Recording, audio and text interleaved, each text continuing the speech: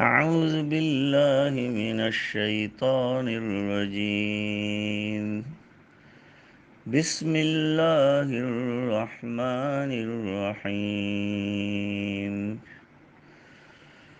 ولا تكونوا كالذين تفرقوا واختلفوا من بعد ما جاءهم البينات وأولئك لهم عذاب عظيم.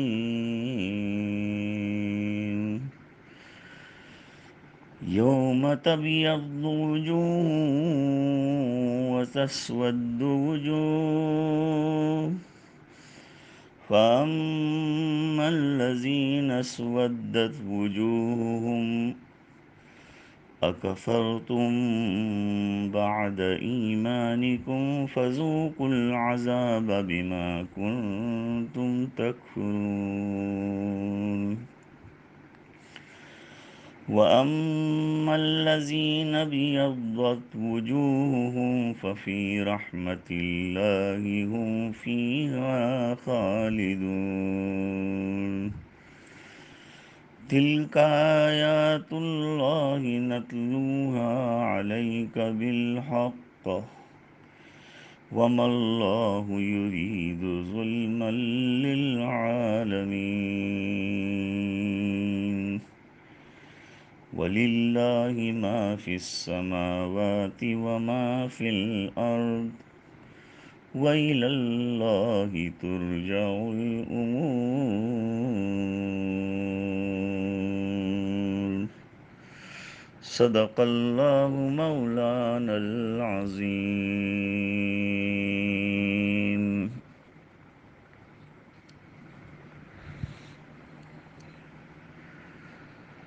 گزشتہ سبق میں اہل کتاب کی اطاعت کرنے سے منع فرمایا، پھر تقوی اور اللہ کا ڈر اختیار کرنے کا حکم دیا، اور اللہ کی رسی یعنی قرآن کریم کو مضبوطی کے ساتھ پکڑنے کی تلقین فرمائی.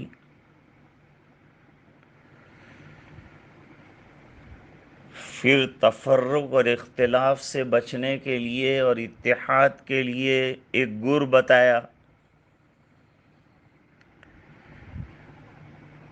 وہ یہ ہے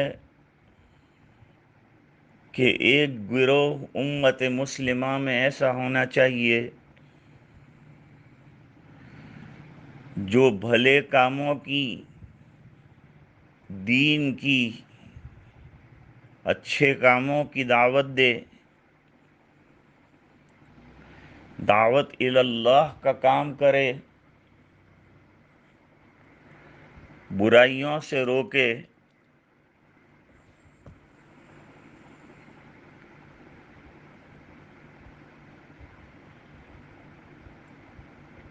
اب اہل ایمان سے مزید خطاب ہو رہا ہے کہ یہود و نصارہ کی طرح تم آپس میں تفرقہ بازی سے بچنا، کیونکہ تفرق اور تفرقہ بازی اور جھگڑے یہ قوموں کے لیے نشتر ہیں.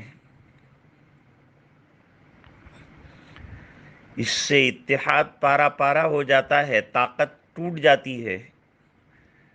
دوسری جگہ فرمایا وَلَا تَنَازَعُوا فَتَفْشَلُوا وَتَذْهَبَ رِيحُكُمْ وَاصْبِرُوا.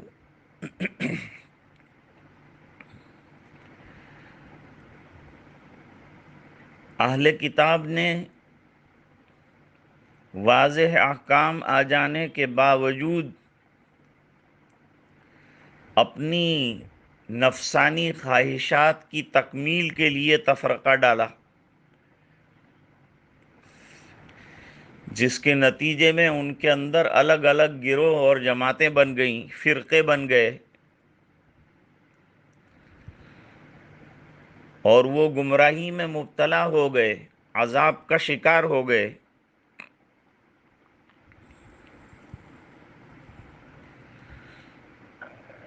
اللہ تعالیٰ فرماتے ہیں وَلَا تَكُونُوا كَالَّذِينَ تَفَرَّقُوا وَاخْتَلَفُوا، ان لوگوں کی طرح نہ ہو جانا جو متفرق ہو گئے، گروہوں میں بٹ گئے، انہوں نے اختلاف کیا، آپس میں جھگڑے کیے، بھائی چارے کے بندھنوں کو توڑ دیا، جماعت بندی کو ختم کر دیا۔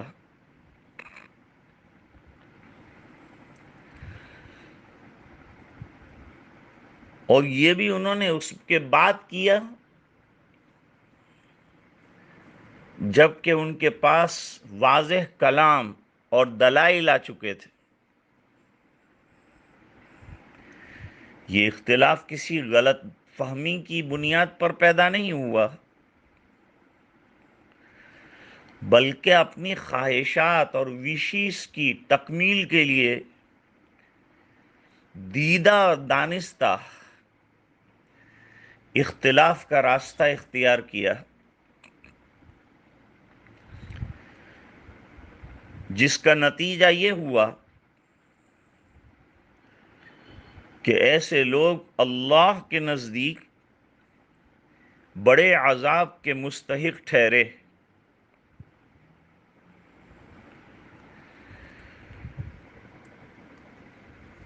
تو تفرق اور جھگڑا اور تفرقہ بازی یہ بڑی خطرناک چیز ہے، قوموں کو ٹکڑے ٹکڑے کر دیتی ہے، ان کی اتحادی طاقت کو پارا پارا کر دیتی ہے۔ یہ آیت در حقیقت وَاعْتَصِمُوا بِحَبْلِ اللَّهِ جَمِيعًا کا تتمہ ہے۔ وہاں مرکز وحدت اللہ کی رسی کو مضبوطی کے ساتھ پکڑنے میں بتایا گیا تھا، اور پھر دعوت الی الخیر اور امر بالمعروف اور نہی عن المنکر سے اسی وحدت اور اجتماع کو غذا اور طاقت پہنچائی جاتی ہے، نشو و نما کیا جاتا ہے۔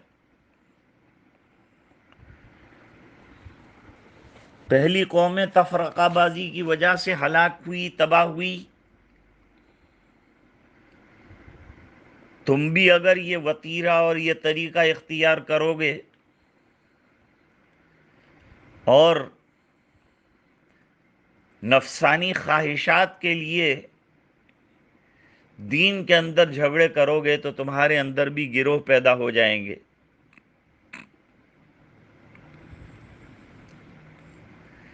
کیونکہ یہاں قید لگائی ہے کہ احکام واضحہ کے آ جانے کے بعد، کیونکہ اصول دین تو سب واضح ہیں، اور فروع بھی بعض ایسے واضح ہوتے ہیں کہ اگر نفسانیت نہ ہو تو اختلاف کی گنجائش نہ ہوتی، لیکن جو فرعیں اور جو شاخیں مسائل کی غیر واضح ہیں، کسی نص صریح کے نہ ہونے کی وجہ سے یا نصوص کے ظاہری تعارض کی وجہ سے، ایسے فروع میں رائے اور اتحاد سے جو اختلاف پیدا ہوتا ہے وہ اس آیت کے مفہوم میں داخل نہیں ہے۔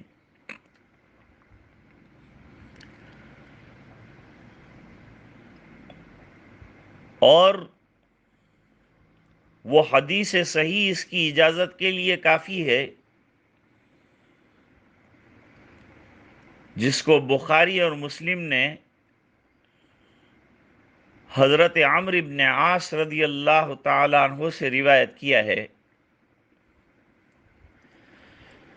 کہ جب کوئی اتحاد کرتا ہے اور حکم اگر ٹھیک نکلا تو اس کو 2 اجر ملتے ہیں،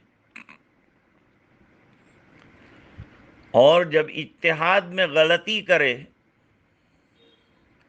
تو چونکہ اس کا منشا دین پر آنا ہے، خواہش نفس نہیں ہے، تو خطا کے باوجود اس کو 1 اجر ملے گا۔ جس اجتہاد پر خطا ہونے کے باوجود اجر مل رہا ہو وہ برا نہیں ہو سکتا۔ اس قسم کے اختلافات صحابہ کرام میں، تابعین میں، ائمہ میں ہوا کرتے ہیں۔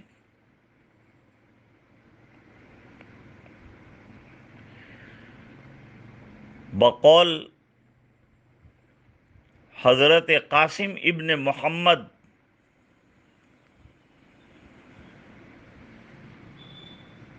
اور حضرت عمر ابن عبد العزیز رحمۃ اللہ علیہ، قاسم ابن محمد یہ فقہائے 7 مدینہ میں سے ہیں،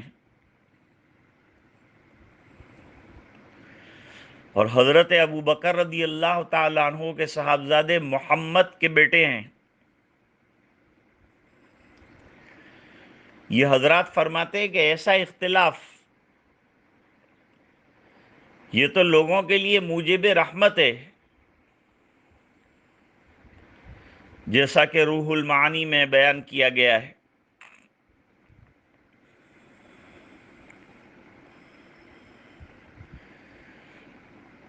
یہاں سے ایک بات بہت اہم اور اصولی واضح ہو گئی کہ جو اجتہادی اختلاف شرعی اجتہاد کی تعریف میں داخل ہے،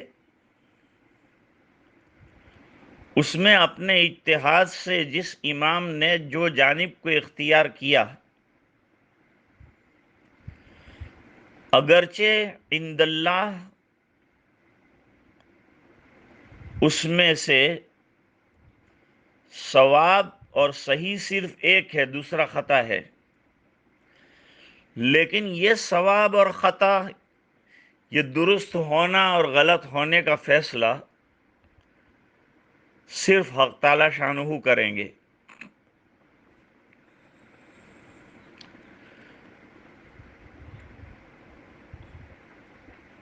اور وہ محشر میں بذریعہ اتحاد و ثواب پر پہنچنے والے عالم کو دوہرا ثواب عطا فرمائیں گے۔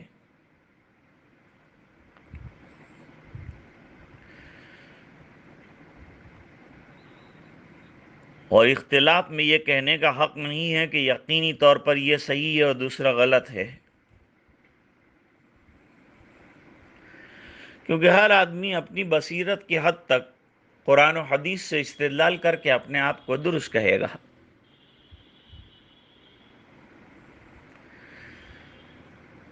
اس لیے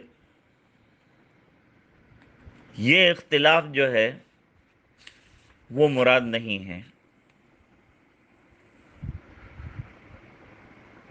اصل میں جو اسلامی اصول ہیں، شرع کے اصول ہیں، جیسے توحید ہے، رسالت ہے، آخرت ہے، حشر نشر ہے، جنت جہنم ہے، یہ تمام کے تمام اصولوں میں اختلاف نہ ہو۔ فروعات کا جیسے بتایا کہ تفرق اور اختلاف باعتبار دلائل کے جو کتاب و سنت کے حوالے سے پائے جاتے ہیں ہوں تو یہ اختلاف برا نہیں ہے۔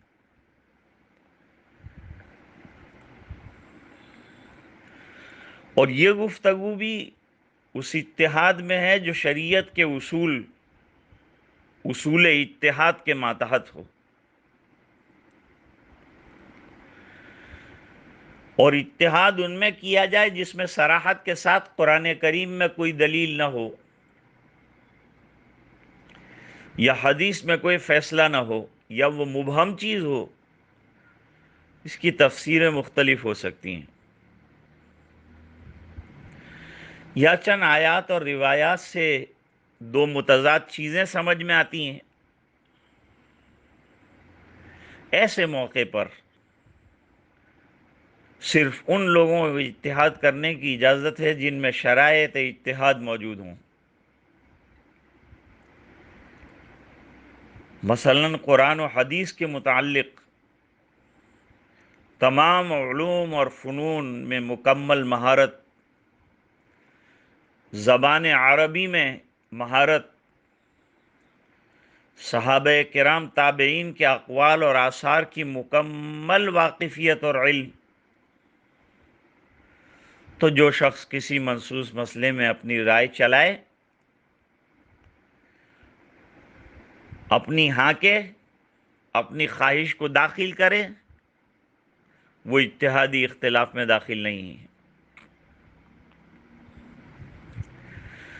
جس کے پاس سرے سے اسلام کا، دین کا علم ہی نہیں ہے، خالی زبان سے واقف ہے، علوم سے واقف نہیں ہے، اور مجتہد بن بیٹھا ہے اور اپنی طرف سے مسئلے گھڑ گھڑ کے لوگوں کے سامنے بیان کرتا ہے،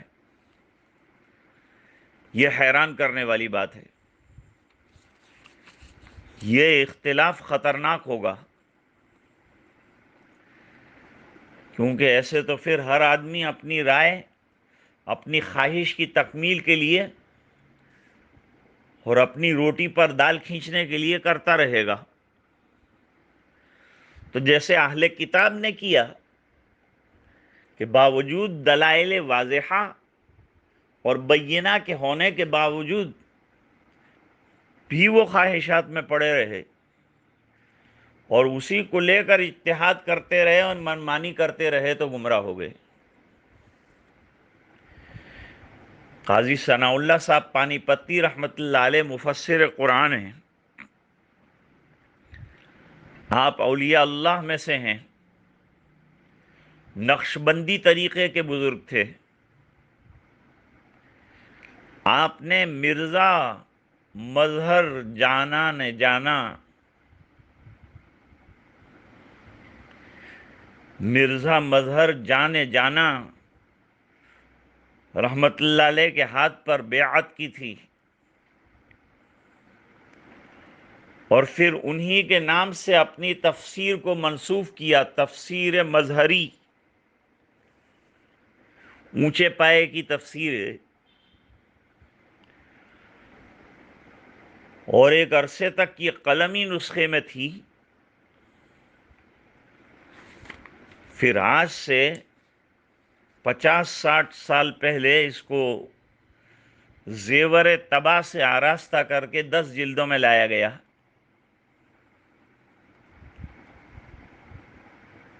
حضرت مرزا مظہر جانے جانا رحمت اللہ علیہ عالمگیر رحمت اللہ علیہ کے خالہ زاد بھائی تھے۔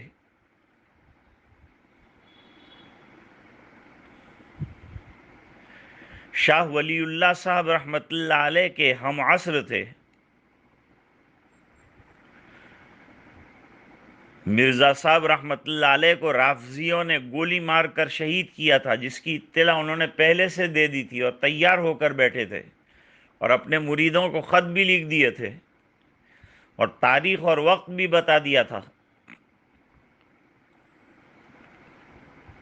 قاضی ثناء اللہ پانی پتی رحمت اللہ علیہ امام ولی اللہ کے شاگرد اور مرزا مظہر جانے جانان رحمت اللہ علیہ کے مرید باصفا تھے۔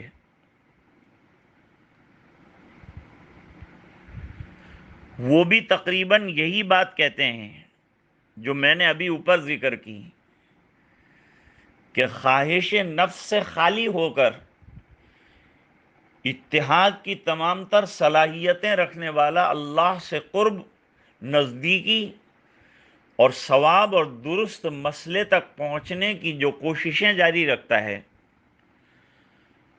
وہ اتحاد اور اس کے لیے وہ جو کوششیں کرتا ہے، جد و جہد کرتا ہے، دلائل جمع کرتا ہے، تو ایسا اختلاف برا نہیں ہے، نفسانیت سے مبرہ ہے۔ اس کا ارادہ اللہ کو راضی کرنے کا اور منشأ ربانی کو پانے کا ہے۔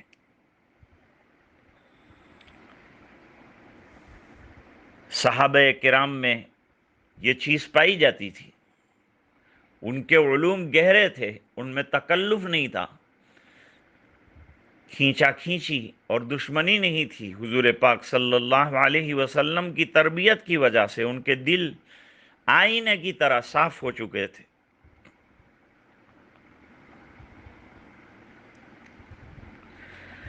حضرت عبداللہ ابن عباس رضی اللہ تعالیٰ عنہ سے روایت ہے، ما اوتیتم من الکتاب، جب تمہارے پاس کتاب اللہ کی کوئی چیز پیش کی جائے تو اس پر عمل کیا جائے، لا عذر لأحد فی ترکہ، اس کو ترک کرنے اور چھوڑنے کا کوئی عذر قبول نہیں۔ مطلب یہ ہے کہ قرآن کریم کے ہر حکم کو اپنی جگہ ماننا پڑے گا، اس کے خلاف کوئی ہیلا اور بہانہ چل نہیں سکے گا۔ اگر قرآن کریم میں کسی معاملے کی وضاحت نہیں ہے تو حضور نے فرمایا ففی سنتی، ففی سنت نبی صلی اللہ علیہ وسلم۔ ابن عباس فرماتے ہیں کہ پھر حضور کے سنت میں تلاش کریں گے۔ وہاں بھی اگر تشفی بخش کوئی چیز نہ ملی، فما قال اصحابی، تو میرے صحابہ کی بات مان لو، یہ بھی تمہارے لیے حجت ہے۔ صحابہ کرام حضور پاک صلی اللہ علیہ وسلم نے فرمایا کہ عندی کالنجوم، ستاروں کی طرح راہیاب ہیں۔ جیسے ستاروں سے منزلوں کا پتہ چلتا ہے، اور اگر ان حضرات میں اختلاف بھی ہو جاتا ہے تو لکم رحمتن، اس میں تمہارے لیے رحمت ہے۔ حضرت امام ابو حنیفہ رحمۃ اللہ علیہ کا مسلک بھی وہی ہے جو صحابہ کرام کا ہے۔ حضرت امام ابو جعفر طحاوی رحمۃ اللہ علیہ نے طحاوی شریف کے مقدمے میں لکھا ہے کہ امام ابو حنیفہ رحمۃ اللہ علیہ کا مسلک یہ ہے کہ وہ سب سے پہلے کتاب اللہ سے رجوع کرتے ہیں، اور وہاں مسئلہ طے نہ ہو تو سنت رسول میں تلاش کرتے ہیں، اور وہاں بھی نہ پائیں تو صحابہ کرام کا جس پر اتفاق ہو اس کو لے لیتے ہیں، بلا چوں اور چرا مان لیتے ہیں۔ اور اگر کسی معاملے میں صحابہ کرام کا بھی اختلاف رہا ہو تو ارجح یعنی زیادہ راجح پہلو جو ہوتا ہے اجتہاد میں، اس پر امام ابو حنیفہ رحمۃ اللہ علیہ عمل کرتے ہیں، اجتہاد کرتے ہیں۔ جو چوتھے درجے میں جا کر اجتہاد کا نمبر آتا ہے۔ بعض لوگوں نے امام صاحب رحمۃ اللہ علیہ کو بدنام کیا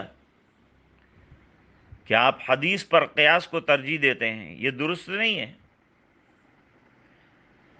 امام طحاوی رحمۃ اللہ علیہ فرماتے ہیں امام ابو حنیفہ رحمۃ اللہ علیہ تو ضعیف حدیث پر بھی عمل کر لیتے ہیں، چہ جائے کہ وہ اعلیٰ درجے کی حدیث پائیں اور اس کو نظر انداز کر دیں۔ شروع ہی ان کا اتحاد جو ہوتا ہے وہ قرآن کریم سے ہوتا ہے، وہ ہمیشہ قرآن کریم کے قریب جو چیز ہے اس کو لیتے ہیں۔ جیسے فرماتے ہیں رفع یدین کے مقابلے میں کہ پہلے نمازوں میں حرکتیں زیادہ تھیں، پھر سکون اس کے اندر آتا چلا گیا، اور دلیل دی قرآن کریم سے وقوموا للہ قانتین اے ساکتین اے سامتین۔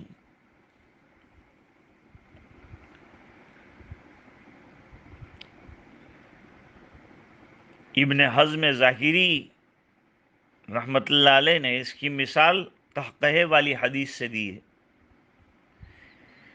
اس ضعیف حدیث میں آیا ہے کہ اگر کوئی شخص نماز کی حالت میں قہقہا لگائے تو اس کی نماز اور وضو ٹوٹ جائے گا۔ اگرچہ یہ حدیث ضعیف ہے مگر امام ابو حنیفہ رحمۃ اللہ علیہ کے معمول میں ہے، انہوں نے بلا وجہ قیاس نہیں کیا، حدیث مل گئی اس پر عمل کر لیا۔ جائز فروعی اختلاف تو باعث رحمت ہے، مگر متعصب اور ضدی بعض قسم کے لوگ جو ہیں اس کو مناظرے کا مرکز بنا دیتے ہیں، ہٹ دھرمی کی وجہ سے کسی نتیجے پر نہیں پہنچ پاتے تو آپس میں سر پٹول کرتے ہیں، اور بعض اوقات ایسے قتال اور لڑائیوں تک نوبت پہنچتی ہے، خونہ مرکی اور کشت و خون کے بازار گرم ہو جاتے ہیں۔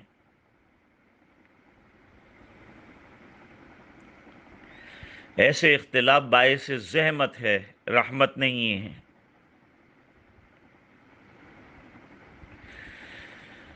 امیر معاویہ رضی اللہ تعالیٰ عنہ کی روایت میں ہے، ان اہل الکتابین افترقوا، تورات انجیل دونوں کے پڑھنے والے اپنی پارٹیاں اور گروہ بنا کر بیٹھ گئے، یہ لوگ 72 فرقوں میں بٹ گئے، وَتَفْتَرِقُ أُمَّتِي عَلَى 73 اور میری اس امت کے 73 فرقے بن جائیں گے، مگر یاد رکھو کلہم فی النار الا واحدۃ، یہ سب جہنمی ہیں، صرف ایک فرقہ ناجی ہے۔ پوچھا گیا کہ وہ فرقہ اور وہ جماعت اور وہ گروہ کون سا ہوگا؟ حضور پاک صلی اللہ علیہ وسلم نے فرمایا وہ جماعت ہوگی جس کو اہل سنت والجماعت کہا جاتا ہے، ما انا علیہ واصحابی،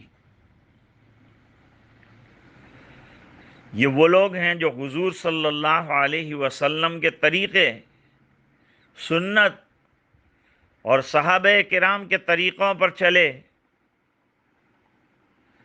ان کا عقیدہ اور عمل حضور پاک صلی اللہ علیہ وسلم اور صحابہ کے عمل کے مطابق ہوا، یہ لوگ ناجی ہیں، یعنی نجات پانے والے ہیں۔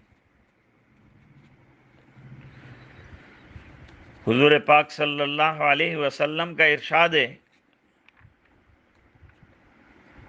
کہ ایک قوم عنقریب ایسی پیدا ہوگی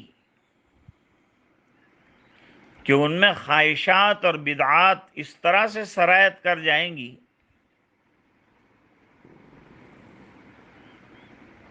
جس طرح کے پاگل کتے کے کاٹنے سے بیماری جسم کے سب اعضاء اور جوڑوں میں سرایت کر جاتی ہے۔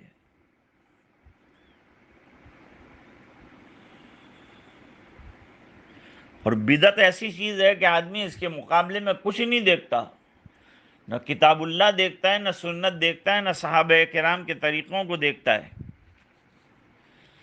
آج اپنے اردا گرد پر نظر ڈالیے، سنت کا متلاشی تو کوئی شاید اللہ کا بندہ نظر آئے۔ ہر طرف شادی ہو، بیاہ ہو، موت ہو، میت ہو، رسوم کا چرچا ہے، برائیوں کا چرچا ہے، اور یہ حکومتی سطح تک پہنچتا ہے۔ کہیں جلوس نکالے جاتے ہیں، چراغاں کیا جاتا ہے، جھنڈے لگائے جاتے ہیں، یہ سب باتیں صحابہ کو نہیں آئی سمجھ میں جو ان لوگوں کو اب سمجھ میں آ رہی ہیں۔ حضور پاک صلی اللہ علیہ وسلم کی ولادت کی تاریخ میں اختلاف ہے۔ کسی نے ربیع الاول کی 1 تاریخ، کسی نے 2، کسی نے 6، کسی نے 9، کسی نے 10، کسی نے 12، مختلف روایتیں نقل کی۔ مورخین کسی ایک تاریخ پر متفق نہیں ہو سکے، البتہ وفات کی تاریخ 12 ربیع الاول طے ہے۔ افسوس ہے کہ لوگ وفات کی تاریخ کو جشن منانے لگے۔ اب تو حکومتیں بھی اس کے اندر حصہ دار بننے لگیں، اخبار میں بڑے بڑے تصویریں اور پوسٹر آنے لگے، حضور کے نام پر برتھ ڈے کیک کاٹنے لگے اور اس پر طرح طرح کی باتیں پڑھنے لگے۔ یہ تفرقہ ہے، یہ اختلاف ہے جو ناپسندیدہ ہے، جس سے حضور پاک صلی اللہ علیہ وسلم نے منع فرمایا۔ نفسانیت کو چھوڑ کر للہیت کی طرف آؤ، اللہ کی طرف آؤ، اللہ کے دین کی طرف آؤ۔ تمہارا مقصد اللہ کی رضا ہونا چاہیے، جیسے روزے میں ہمارا مقصد اللہ کی رضا کا حصول ہے کہ اللہ تعالی ہم سے راضی ہو جائیں اور اللہ تعالی ہم سے خوش ہو جائیں۔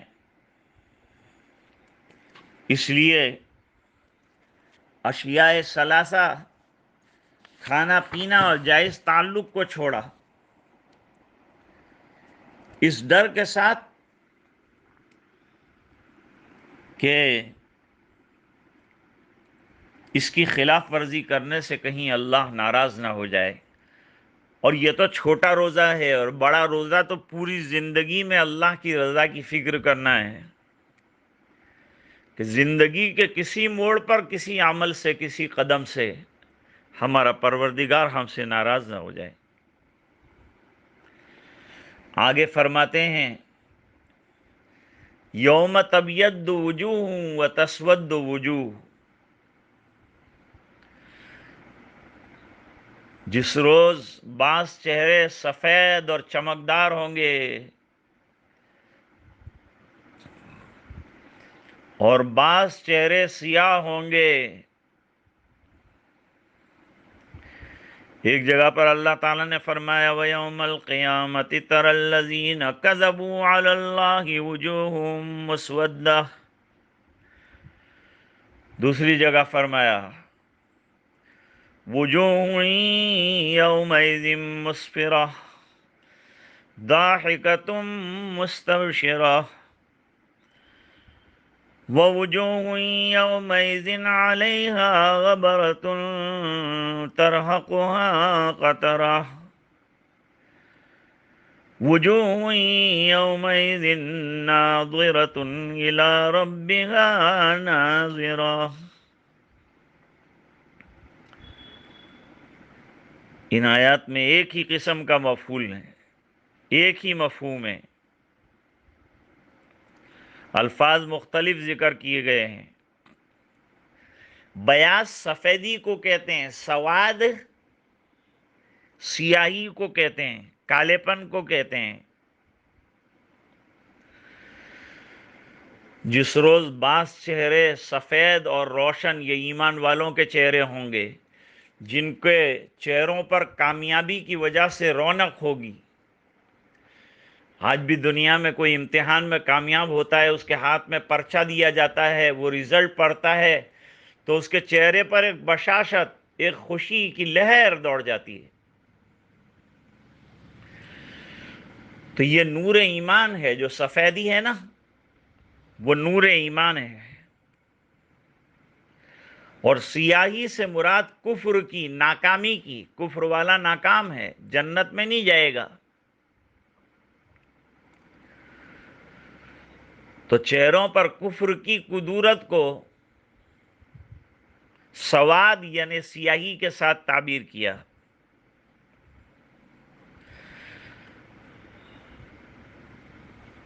حضرت عطا فرماتے ہیں مہاجرین اور انصار کے چہرے سفید ہوں گے،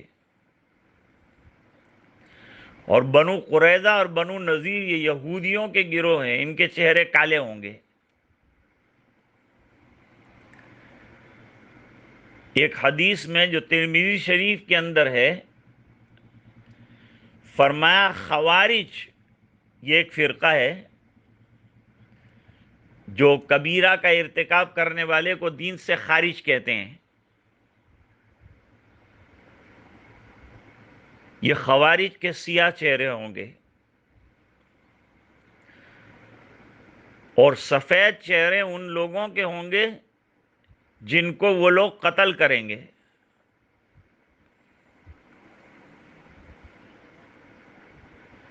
حضرت اکرمہ رضی اللہ تعالیٰ عنہ فرماتے ہیں کہ سفید چہرے والے وہ ہوں گے اہل کتاب جنہوں نے اپنی کتاب کی پیشینگوئیوں کو سامنے رکھ کر حضور پاک صلی اللہ علیہ وسلم پر ایمان لے آئے اور ایمان قبول کیا اور دین پر جمے رہے، اور جو ہٹ دھرمی کر کے مکر گئے اور اپنی پرانی کتابوں پر رہے، حضور کو تکلیف پہنچاتے رہے، ان کے چہرے کالے ہوں گے۔ اب عجیب بات یہاں پر یہ ہے کہ شروع کیا ہے یوم تبیض وجوہ و تسود وجوہ، پہلے بیاض یعنی سفیدی کا تذکرہ فرمایا۔ حدیث میں فرمایا کہ وضو کرنے والوں کے چہرے اور اعضائے وضو روشن ہوں گے، جس کے ذریعے سے حضور پاک صلی اللہ علیہ وسلم امتیوں کو پہچانیں گے، بلائیں گے حوض کوثر پر۔ اور سواد کا تذکرہ بعد میں کیا، لیکن آگے پھر جب بیان کیا تو سواد کا تذکرہ پہلے کیا، بیات کا بعد میں کیا، اور رحمت کا بھی بعد میں کیا۔ گویا بتانا چاہتے ہیں کہ اللہ تعالیٰ کی رحمتیں اور اللہ تعالیٰ کی کرم فرمائیاں بنسبت اس کے عقاب کے اور اس کی پکڑ کے زیادہ ہے۔ ففی رحمت اللہ، جن کے چہرے سفید ہوں گے، روشن ہوں گے، چمک رہے ہوں گے، قیامت کے دن اللہ تعالی ہمارے چہروں کو بھی روشن رکھے، چمکیلا رکھے، نور ایمان اور حضور پاک صلی اللہ علیہ وسلم کی سنتوں کی برکت سے ہمیں چمکدار چہرے اللہ نصیب فرمائیں۔ ففی رحمت اللہ، تو وہ اللہ کی رحمتوں میں ہوں گے۔ ابن عباس رضی اللہ تعالی عنہما فرماتے ہیں کہ رحمت سے مراد یہاں جنت ہے، جنت کی نعمتیں ہیں، اور اللہ کی رحمت اس کو ملے گی جس پر اللہ کا کرم ہو جائے گا۔ انسان صرف اپنے ایمان اور اپنے اعمال کی طاقت پر جنت میں نہیں جائے گا، اللہ کے فضل کی بنیاد پر جائے گا، اللہ کی رحمت کی بنیاد پر جائے گا، اس کے کرم کی بنیاد پر جائے گا۔ پھر یہ فرمایا کہ جو ایک مرتبہ جنت میں جائے گا وہ عارضی نہیں ہوگا، ہم فیہا خالدون، اس میں وہ ہمیشہ کے لیے ہوگا، وہاں سے نکالا نہیں جائے گا۔ یہ سفید چہرے والوں کے سفید ہی چہرے رہیں گے، خوبصورت اور خوبرو رہیں گے، اور ہمیشہ کے لیے اللہ کی رضا ان کو حاصل ہوگی۔ اللہ تعالیٰ جب ایک مرتبہ کسی سے راضی ہو جاتے ہیں تو پھر ناراض نہیں ہوتے، اور ایک مرتبہ جنت میں کسی کو داخل کرتے ہیں تو پھر وہاں سے نکالتے نہیں ہیں۔ خالدون کے معنی ہمیشہ وہیں رہیں گے۔ اور سواد وجوہ والوں کے لیے کہا فذوقوا العذاب بما کنتم تکفرون، کہ آج کا عذاب ہماری طرف سے نہیں بلکہ تمہاری اپنی کمائی ہے، جو دنیا میں تم کرتے رہے۔ حقیقت میں جنت اور دوزخ کی نعمتیں اور مصائب در حقیقت ہمارے اعمال ہی کے بدلی ہوئی صورتیں ہیں۔ اس بات پر متنبہ کرنے کے لیے آخر میں یہ بھی فرمایا کہ اللہ تعالیٰ اپنے بندوں پر ظلم نہیں فرماتے، انسان ہی اپنے اعمال کو خراب کر کے صحیح راستے کو چھوڑ کر، ہدایت والے راستے کو چھوڑ کر، بیاض والے راستے کو چھوڑ کر، نورانی راستے کو چھوڑ کر غلط راستے کی طرف آتا ہے اور اپنے آپ کو بربادی کے غار میں ڈالتا ہے، جہنم رسید ہوتا ہے۔ اللہ تعالی ہمیں قرآن کریم کا فہم نصیب فرمائے، اس کو سمجھنے کی توفیق عطا فرمائے، دین پر چلنے کی توفیق عطا فرمائے، اور یہ بلا اور وبا جو چل رہی ہے اللہ تعالی اس سے پوری امت کو نجات عطا فرمائے، رمضان کے مابقیہ دن خیر اور عافیت کے ساتھ پورے ہوں۔ بسم اللہ الرحمن الرحیم۔ یا حی یا قیوم برحمتک نستغیث اصلح لنا شاننا کلہ ولا تکلنا الی انفسنا طرفۃ عین۔ ربنا آتنا فی الدنیا حسنہ وفی الآخرۃ حسنۃ وقنا عذاب النار وقنا عذاب القبر وقنا عذاب الحشر وقنا عذاب الفقر وقنا عذاب الدین واحشرنا یوم القیامۃ مع الابرار۔ ربنا لا تزغ قلوبنا بعد إذ هديتنا وهب لنا من لدنك رحمة إنك أنت الوهاب۔ ربنا إننا سمعنا مناديا ينادي للإيمان أن آمنوا بربكم فآمنا ربنا فاغفر لنا ذنوبنا وكفر عنا سيئاتنا وتوفنا مع الأبرار۔ ربنا وآتنا ما وعدتنا على رسلك ولا تخزنا يوم القيامة إنك لا تخلف الميعاد۔ ربنا هب لنا من ازواجنا وذرياتنا قرة اعین واجعلنا للمتقین اماما۔ ربنا آتنا من لدنك رحمة وهيئ لنا من امرنا رشدا۔ اللهم اجرنا من النار یا مجیر یا مجیر یا مجیر۔ اے اللہ ہمارے گناہوں کو معاف فرما، کوتاہیوں سے درگزر فرما، اپنا فضل اور کرم شامل حال فرما، رحم کے اور کرم کے فیصلے فرما، اپنی رضا دائمی عطا فرما۔ اے اللہ ہمارے گناہوں پر نظر نہ فرما، اپنے شان کریمی پر نظر فرماتے ہوئے ہمارے تمام گناہوں کو درگزر فرما دے، عفو و درگزر کی قلم چلا دے۔ اے اللہ اگر تو نے معاف کر دیا تو تیری شان میں کوئی کمی نہیں آئے گی، لیکن ہم جیسوں کی بگڑی بن جائے گی۔ اے اللہ آج تو ہم سے ناراض ہے، تیرے گھر کے دروازے بند ہیں۔ اے اللہ ہم خود سے آ رہے تھے، آ سکتے تھے تو نہیں آئے، اب یہ مرحلے پر آ گئے ہیں کہ تو نے ہی روک دیا ہے۔ اے اللہ دوبارہ تیرے گھروں کی آباد ہونے کی شکلیں پیدا فرما دے۔ اے اللہ اگرچہ مسجدیں بند ہیں لیکن ذمہ داروں کو توفیق عطا فرما کہ مسجد کو نہایت صاف ستھرا رکھیں، اس کی پاکیزگی کا، اس کی صفائی کا خیال رکھیں۔ اللہ اور ہمیں اپنی پاکیزگی اور صفائی ظاہری اور باطنی کرنے کی توفیق عطا فرما۔ اے اللہ قرآن کریم کے ان دروس کو قبول فرما اور اس کی اچھی باتیں سمجھنے اور اس پر عمل کرنے کی توفیق عطا فرما۔ قرآن کا فہم نصیب فرما۔ رمضان کے مہینے میں قرآن کریم کی کثرت سے تلاوت کی توفیق عطا فرما۔ تیرے دربار میں رجوع اور توبہ نصیب فرما، ہمارے گناہوں کو بخش دے، درگزر فرما دے، معافی کے پروانے عطا فرما دے۔ تو ہم سے راضی اور خوش ہو جا اور ہمیں اپنا بندہ بنا دے۔ اے اللہ گھریلو، بیرونی، ارضی، سماوی آفات بلیات سے پوری امت کی حفاظت فرما، پوری انسانیت کی حفاظت فرما۔ بیماروں کو شفا عطا فرما، پریشانوں کی پریشانیاں دور فرما، جو الجھنوں میں گرفتار ہیں ان کی الجھنیں دور فرما۔